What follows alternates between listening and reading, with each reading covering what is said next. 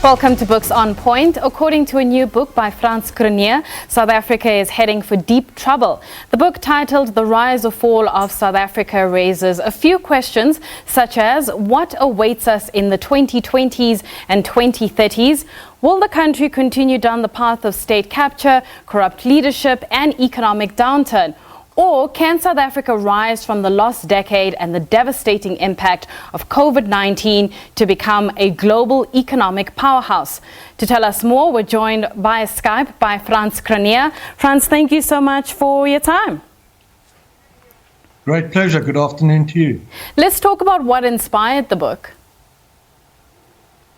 Well, it's the third in a series of books. First, in 2014, part of the project to discuss the likely long-term trajectory of the future of our country. And this is the third and probably the final book in the series, and draws the final conclusion how the short to medium term into the late 2020s and 2030s. We think we've got enough data and trends to suggest South Africa has a good chance of emerging as one of the world's most exciting emerging markets. Speaking of that data that you have, and I can imagine as the Institute of Race Relations, you've got data dating back, decades. Talk to me about the process of putting this book together. How easy or difficult was it?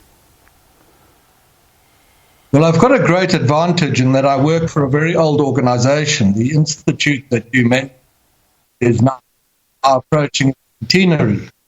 And I can rely on a team of analysts who obtain, I think, some of the best socio-economic polling and political information, both on South Africa and the rest of the world.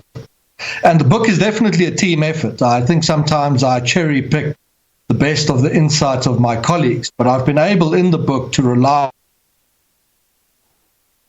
on experts and analysts. Deep dive research analysis. Well, we seem to have a technical difficulty with Frans Cronje. But for now, we're going to be talking about some of the issues that come out of the book. The one thing he talks about is the psychological impact of what currently people may be going through as a result of COVID-19. He does basically a summary looking at the different scenarios and where South Africa sits. And one of the scenarios that he talks about is related around a psychological choice, which we'll talk about. Frans, we seem to have lost you there, but I see that you're back.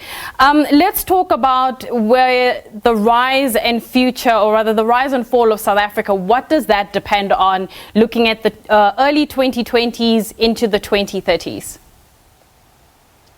Yeah, you mentioned the psychology, which is a strong feature of the book. And I think in the first decade to 15 years after 1994, South Africa was set up to become a case study of what is called the chosen glory thesis in sort of political psychology, which is a society that comes from a very difficult background and despite that is able to achieve very great successes.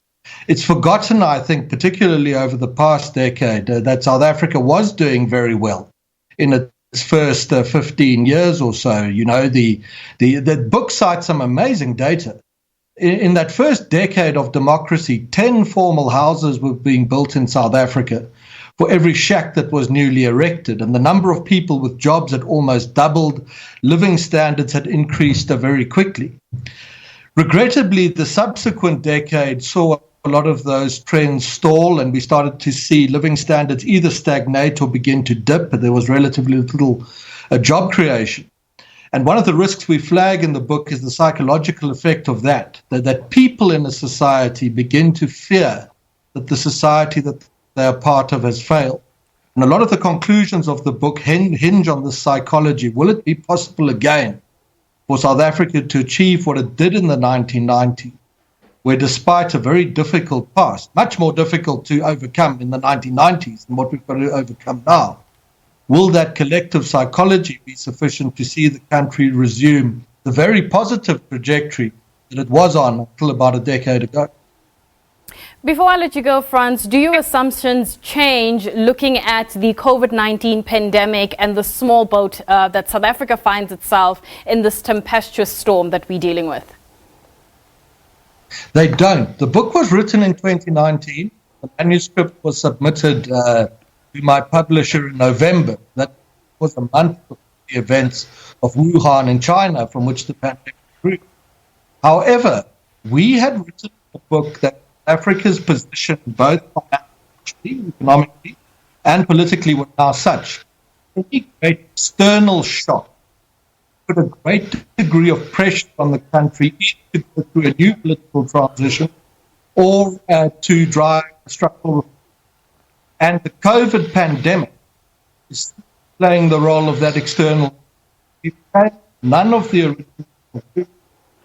We didn't see a viral pandemic, but we did anticipate some form of, and what's happened around COVID will shock the conclusions of the book.